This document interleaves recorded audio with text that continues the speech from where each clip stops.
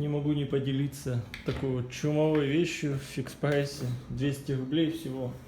Что самое прикольное, он полностью металлический, вообще все, лопасти металлические. Вот. Тут вот тумблер еще отдельный, включение-выключение. А вот резиновые проставки, чтобы не было вибрации. Работает от USB, вот как на коробке даже. Длина кабеля 85 сантиметров.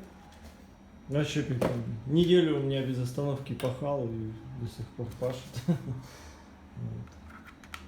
Можно пауэрбанку даже подцепить.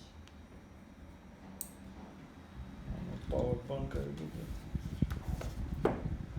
Вообще классно. По шуму, в принципе, не такой шумный.